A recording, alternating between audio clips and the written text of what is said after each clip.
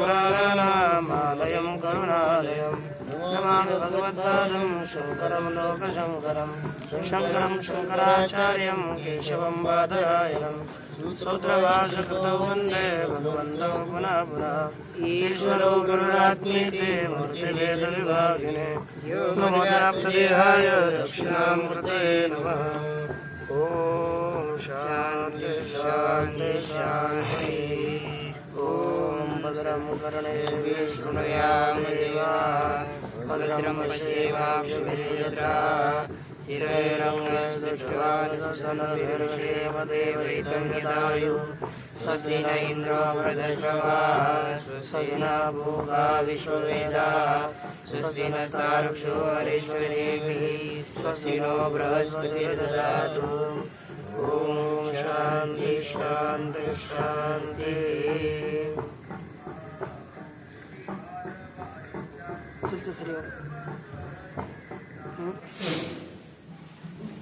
प्रश्नोपनिषद के विचार के प्रसंग में कल ये जो आध्यात्म में प्राण आदि ये आहुतियाँ हैं, यहाँ पर प्राण कौन है, अपान कौन है और ज्ञान कौन है, इन तीनों का विचार कर किया। तत्पश्चात जो चतुर्थ मंत्र है, इस चतुर्थ मंत्र में उसी के विषय में और कुछ विचार करते हैं। देखिए, यदुच्छ्वास निश्वास एतावूति समं नयतेति स समानः।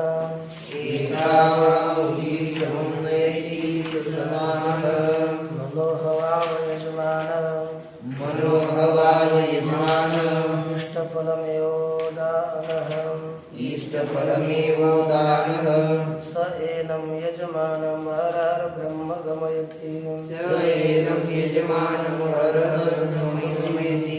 यहाँ पर जो तीन प्रकार के प्राण है और तीन पहले एक प्राण अपान और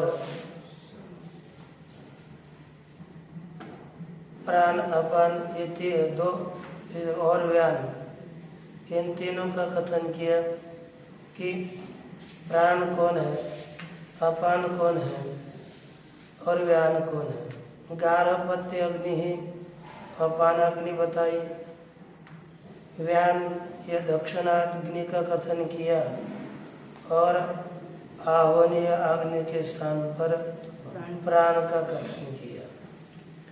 पश्चात इस तरह अपान, व्यान और प्राण, इन तीनों में गार्हपत्य, अन्वाहार्य, वचन अग्नि और आहवनीय अग्नि इत्यादि दृष्टि का विधान करके अब समान में होता की दृष्टि यहाँ पर बताई जा रही है।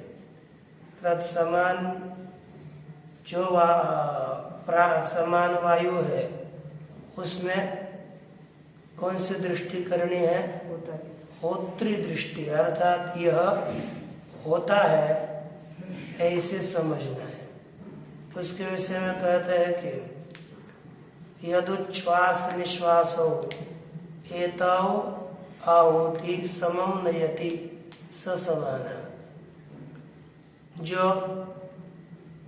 यह उच्छ्वास अर्थात श्वास ले और निश्वास, श्वास लेना और छोड़ना, ये जो दोनों है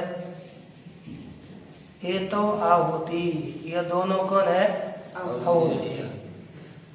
और इन दोनों को, इन श्वास और उच्छ्वास, श्वास लेना, उच्छ्वास श्वास छोड़ना, ये श्वास और निश्वास, ये जो दोनों आहुतियां है, इन दोनों भी आहुतियों को जो समम नयति समभाव से इनको समता को प्राप्त कराता है, इन आहुतियों को समान ले जाता है।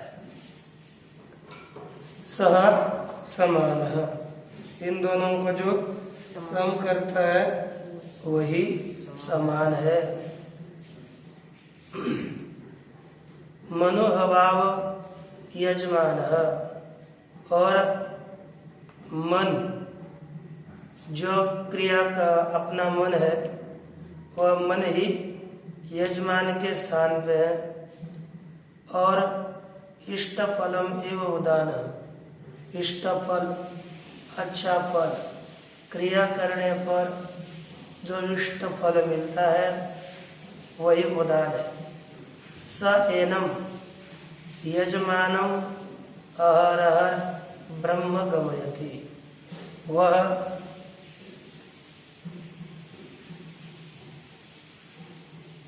इस यजमान को निरंतर, वह उदान वायु ही इस यजमान को निरंतर ब्रह्म की प्राप्ति करवाता है।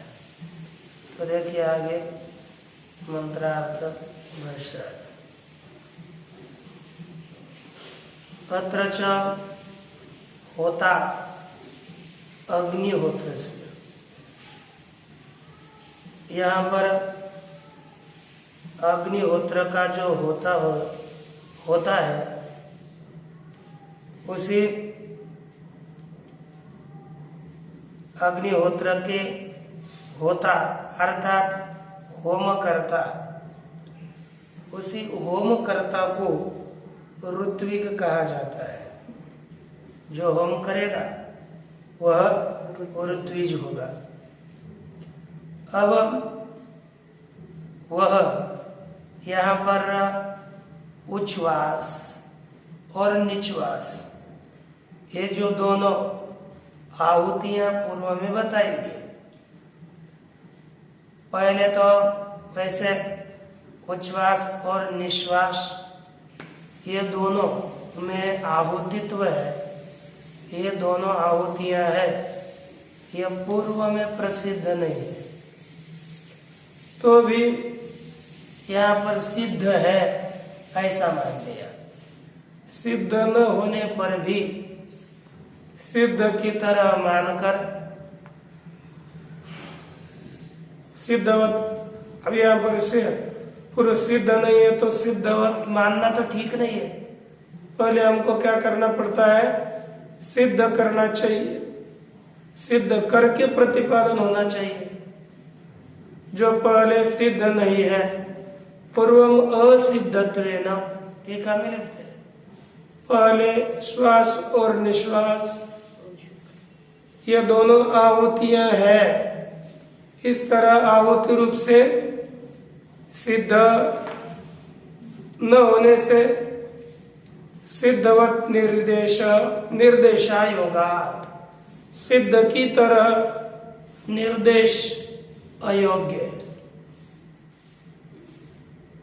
सिद्ध की तरह निर्देश योग्य न होने से समान ही थी, वह समान है।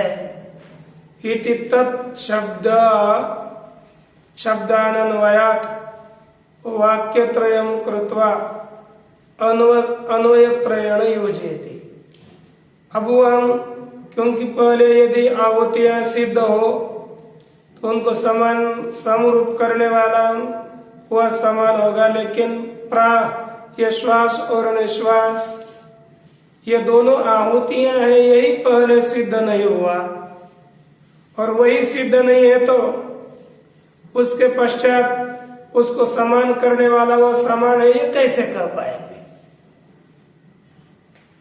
इसलिए उनमें तत्शब्दान्वयात्, उनके उसके साथ अन्वय न होने से ये समान यह कहना ठीक नहीं होगा।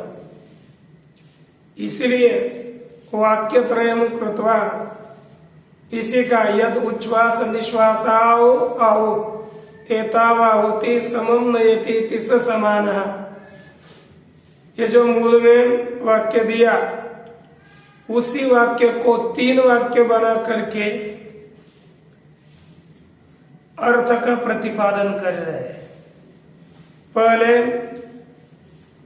उच्छ्वास और निश्वास को आहुति सिद्ध करो, फिर आगे का विचार प्रकट करो। तो यहां पर प्रस्तुत में कहते हैं कि यदि यस्मात्, यद अर्थात यस्मात् उच्छ्वास निश्वासौ अग्निहोत्राहुति इव नित्यम द्वित्व सामान्याद एव तु एताव आहुति। एक कथन किया पहला वाक्य, एक अन्वय हो गया कि टीका में लिखते उच्छ्वास निश्वासो इति अनंतरम आहुति इति पदम भाष्ये आद्यारित्य एतौ उच्छ्वास निश्वासाहुति आवनीयाधिकरणाग्नि होत्राहुति इव द्वित्व सामान्यात्, इस तरह एक अन्वय होगा। भाष्य में जो पद दिया यद उच्छ्वास निश्वासौ, ये दो, ये इसके बाद आहुति पद जोड़ना है। तो इसका अर्थ क्या होगा कि उच्छ्वास और निश्वास ये दोनों आहुतियां हैं। कौन है? उच्छ्वास, श्वास लेना और श्वास छोड़ना, ये दोनों क्या है? आहुतियां है। तो उच्छ्वास निश्वास इति अनंतरम आहुति पद जोड़ो तो बन जाएगा उच्छ्वास और निश्वास ये दोनों, उच्छ्वास और निश्वास और आहुति, इतना हो गया जोड़ने के बाद। ये दोनों आहुति है। कैसे? तो दृष्टांत देकर कहा आवनीय अधिकरण अग्नि होत्राहुति इव। क्या कैसे? आहुति इव, और कौन सी आहुति की तरह आहुतियां हैं? कहा कि जैसे आवनीय अग्नि, आवनीय अधिकरण अग्निहोत्राहुति इव। जैसे यज्ञ में जिसमें मनुष्य हवन करता है उसे आवनीय अग्नि कहते हैं। उस आवनीय रूपी आवनीय अग्नि रूपी अधिकरण में जो अग्निहोत्र की आहुतियां दी जाती है, प्रतिदिन 2, ज्यादा आहुतियां नहीं होती, 2 ही आहुतियां होती है। नित्य अग्निहोत्र होता है ना, उस नित्य अग्निहोत्र में 2 आहुतियां हुआ करती है। उस नित्य अग्निहोत्र की आहुति की तरह यह आहुति है। प्राण और अपान भी, प्राण श्वास और निश्वास ये दोनों भी आहुतियां हैं। कैसे? लौकिक अग्निहोत्र के आहुति की तरह श्वास और निश्वास ये दोनों आहुतियां हैं। क्यों ये दोनों आहुतियां हैं? उनके साथ यहाँ पर दोनों में क्या है कि उसकी तरह इसे आहुति कहते हो? कहा द्वित्व सामान्यात्, इनमें 2 संख्या समान होती है, अर्थात इनमें 2 संख्या में भेद नहीं होता। जैसे श्वास 1 आहुति, उच्छ्वास निश्वास ये 2 आहुतियां हो गई कि नहीं?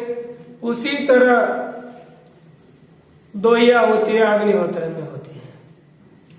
दोनों का साम्य होने के कारण श्वास और उच्छ्वास ये दोनों आहुतियां हैं, उच्छ्वास और निश्वास।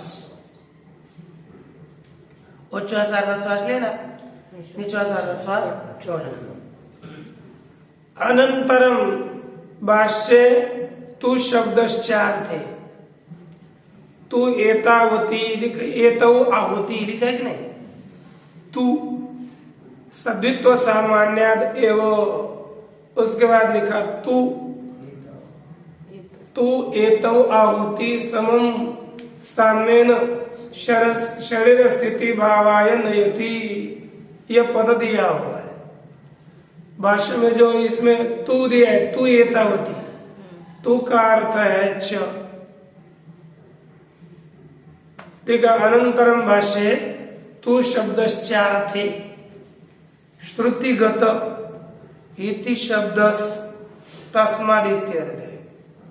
और श्रुति में जो इति शब्द दिया है उसका अर्थ है तस्मात्। समम नयति इति, तस्मात् इत्यर्थ है। तो तस्मात् होने से यह तद और नित्य संबंध इस न्याय से तस्मात् हो गया, तो यस्मात् तो करना ही पड़ेगा। इसलिए टीका में द्वितीय अन्वय को स्पष्ट करते हुए कहते हैं यस्मात् एतौ आहुति, यस्माच्च एतौ समम नयते। चक्कर हो गए कि नहीं? जिस कारण से ये दोनों आहुतियां हैं, जिस कारण से एतौ समम नयते, और इसको समान रूप से लिखे जाता है। क्यों? शरीर स्थिति भावाय साम्येन नयति प्रवर्धयति। शरीर की स्थिति होने के लिए, शरीर अच्छा हो, शरीर उत्तम रीति से स्थित हो, इसके लिए शरीर की स्थिति होने के लिए साम्येन नयति प्रवर्तयति, सम रूप से प्रवृत्त करता है। किसे? शरीर की स्थिति होने के लिए श्वास और निश्वास को, उच्छ्वास और निश्वास को जो समान रीति से प्रवृत्त करता है, ऐसा जो वायु, उसे कहते हैं समान। यथा अग्निहोत्रे होम करता आहुति द्वयम आहवनीयम प्रति समम नयति प्रापयति। जैसा अग्निहोत्र करने वाले जो ऋत्विज होता है, वह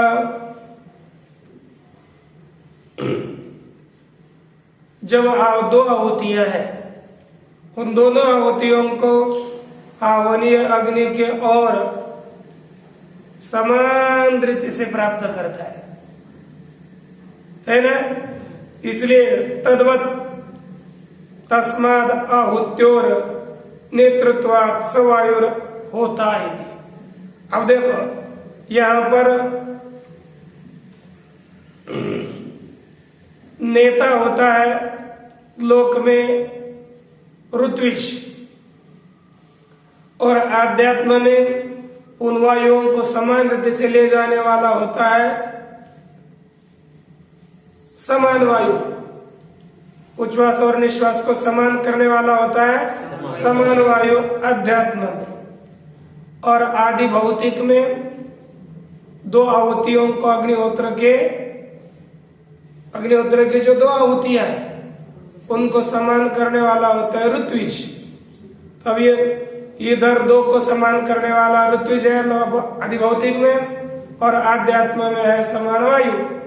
इसलिए समान वायु और ऋत्विज, इन दोनों में समानता हो गई, साम्यता हो गई। इसीलिए समान वायु को कहा ये ऋत्विज है। दोनों में साम्यता है, इसलिए समान वायु को ऋत्विज कहते हैं। धर्म लिखना, पहले दो उच्छ्वास और निश्वास, इनको आहुति क्यों कहा? कि द्वित्व साम्य है, दोनों में द्वित्व संख्या समान है, इसलिए ये दोनों उच्छ्वास और निश्वास आहुतियां है। फिर इनको समान रीति से रखने वाला कौन है? का यही समान है उच्छ्वास उच्छ्वास को। जैसे लोक में दो आहुतियों को समान करने वाला ऋत्विज है, आध्यात्म में वो समान वायु है। इन दोनों का साम्य होने से समान वायु ही ऋत्विज हो गया।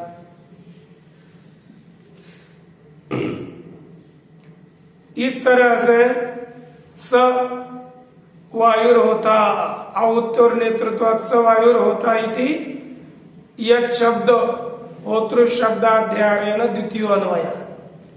इसमें यह शब्द का और होतृ शब्द का अध्याहार करके इस तरह से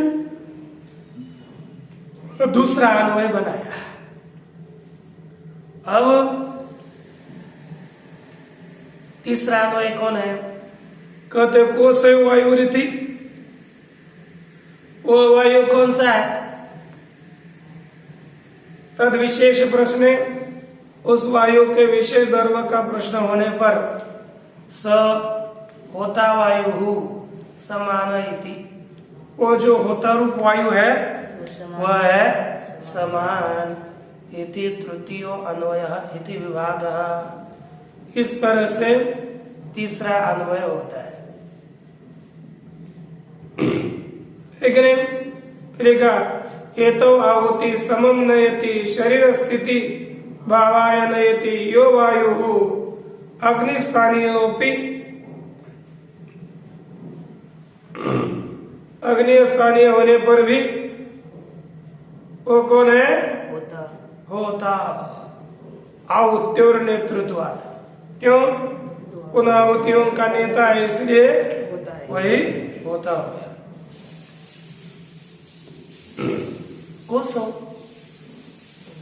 जो होता रहा है वो कौन है? का स समान। अंतिम प्रश्न। अतश्च इसलिए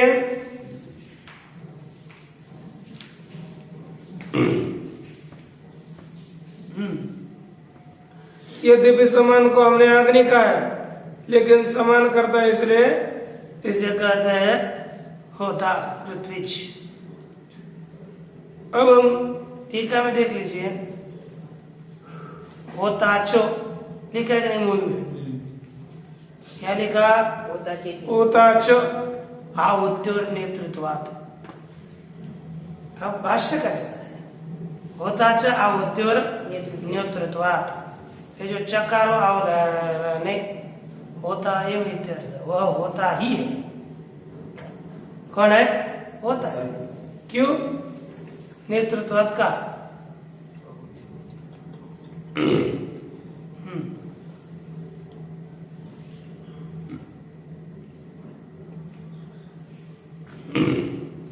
इससे क्या हो गया कि वह होता ही है, यह अर्थ होगा। उसके आगे कहते हैं आहुति नेतृत्वात् होतृत्वे स्थिते आग्नित्वोक्ति क्षत्रि न्यायेन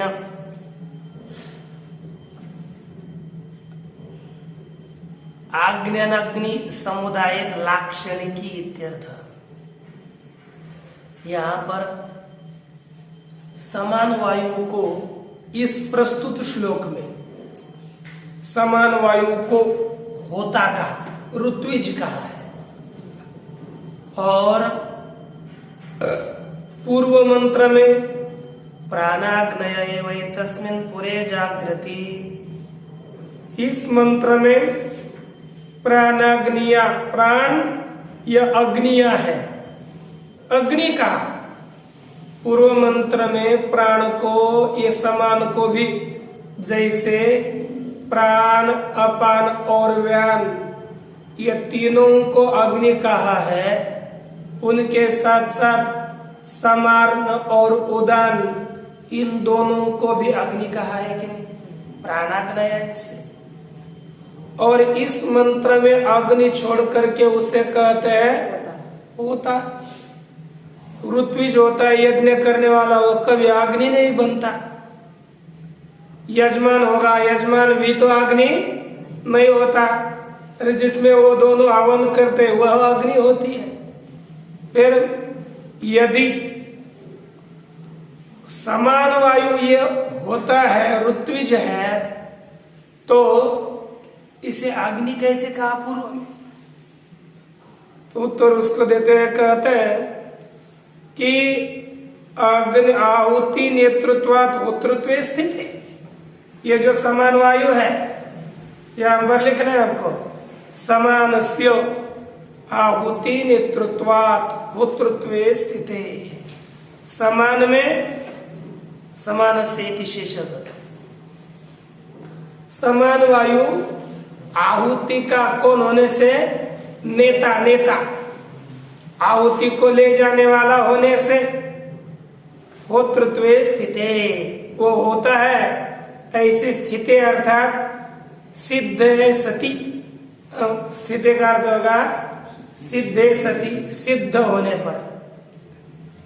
समानस्य आहुति नेतृत्वात्, समान वायु आहुतियों का नेता होने से, होतृत्व सिद्ध होने पर, अग्नित्वोक्ति ही, उसी समान वायु में क्या कथन किया? अग्नित्व का कथन।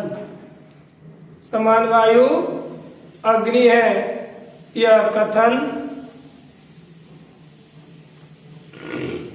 क्षत्रिय न्याय न, क्षत्रिय न्याय उसको क्या कहते हैं हम?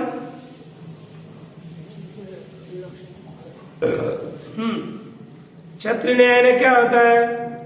बहुत छाताधारी लोग हैं, तो उनके साथ बिना छाताधारी लोग जाने पर भी लोग कहते हैं अरे छाते वाले जा रहे हैं, डिंडिया झंडे करी जा रहे हैं, है ना?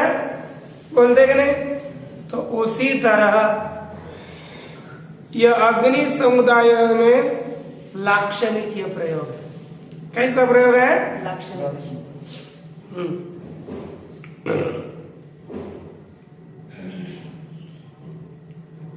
अब उसके आगे कहना है, तो क्या कहता है कि अतश्च विदुष स्वापो अस्य अग्निहोत्र हवनम एवं। अब अग्निहोत्र हवन कौन सा है? ये टीका में देख लीजिए। अभी इसका ये थोड़े एक दो श्लोकों में टीका थोड़ी ज्यादा ही लेनी पड़ेगी, तब अर्थ स्पष्ट होता है, नहीं तो अर्थ स्पष्ट नहीं होता।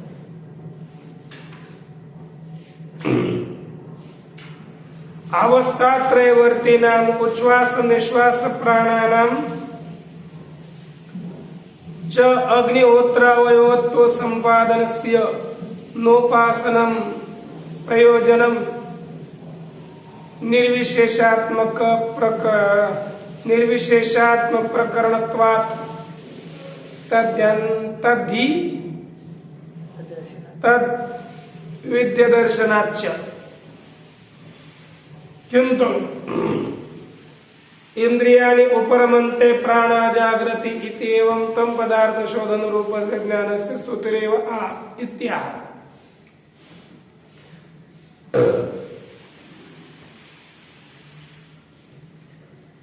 कहते आगे अवस्था त्रयवर्तिना, तीनों अवस्था कौन कौन से? जागृत, स्वप्न और सुषुप्ति। इन तीनों भी अवस्थाओं में रहने वाले कौन कौन है? उच्छ्वास निश्वास प्राण, है कि नहीं? उच्छ्वास निश्वास और ये प्राण, ये तीनों भी अवस्था में रहते हैं कि नहीं? जागृत में भी होता है उच्छ्वास निश्वास, स्वप्न में होते हैं और सुषुप्ति में भी हो जाते हैं। इनमें हम क्या सिद्ध कर रहे हैं? सबको अग्निहोत्र। क्या सिद्ध करने जा रहे हैं? इनमें अग्निहोत्रावयवत्व संपादन से, अग्निहोत्र के अवयवत्व का संपादन है। उस संपादन में न उपासनम प्रयोजनम, क्या नहीं है यहाँ पर उपासना। या देखो हमने इनको मान लिया कि ये 5 अग्नियां हैं, ये आने वाले प्रश्न 11 पत्ते है, ये हमने यदि सिद्ध भी किया, इसमें वह अग्निहोत्रावयवत्व संपादन करना है, उस तरह से चिंतन बताना, यह उपासना नहीं है, गोपासना। तो इसका उपासना यही प्रयोजन नहीं है। क्या प्रयोजन है? तो ऊपर में बताया निर्विशेषात्म प्रकरणत्वात् तद विद्या दर्शनाच्च।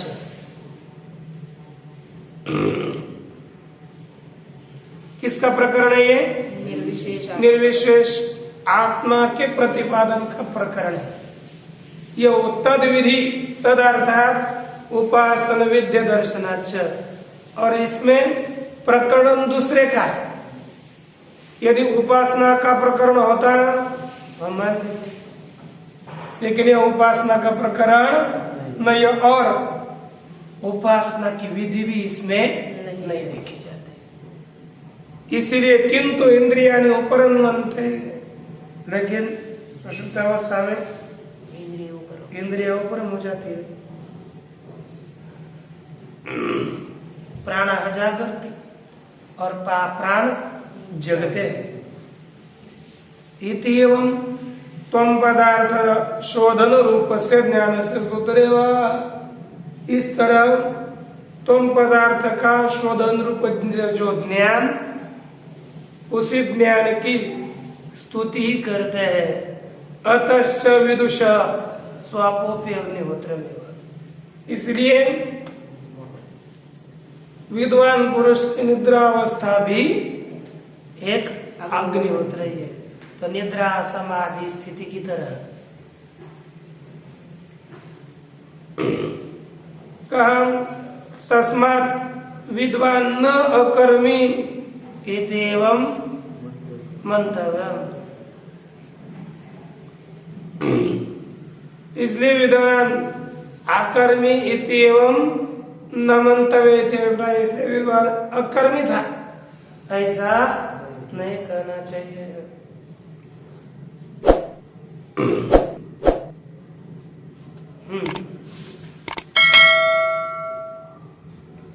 सर्वदा सर्वाणि भूतानि विचिन्वन्ति अपि स्वपत इति वाचस्पति।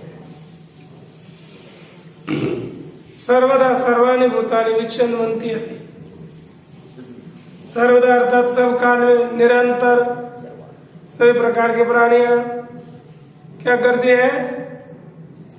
अन्वेषण करती है। अन्वेषण करते होने पर भी स्वपत इति, वो किसके हैं? सोने वाले के हैं। इति वाचस्पति के अत्र ही जाग्रत्सु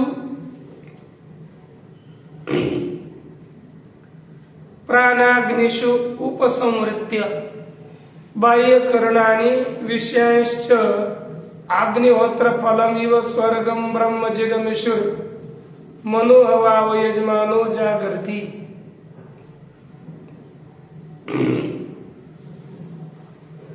अत्र ही इसमें जागृत्सु प्राणाग्निषु, यही कि नहीं? प्राण रूपी अग्नि जागने पर फिर क्या होता है? उपसंवृत्य बाह्य करणानि विषयांश्च, बाह्य करणों को, इंद्रियों का उपसंहार करने पर, और विषयांश और विषयों का उपसंहार करके अग्निहोत्र फलमिव स्वर्गम विजगमिषु, अग्निहोत्र के फल की तरह स्वर्ग को जाने की इच्छा करने वाला जो मनुष्य है, कोई मनोहवाव यजमानो, मन ही यजमान है।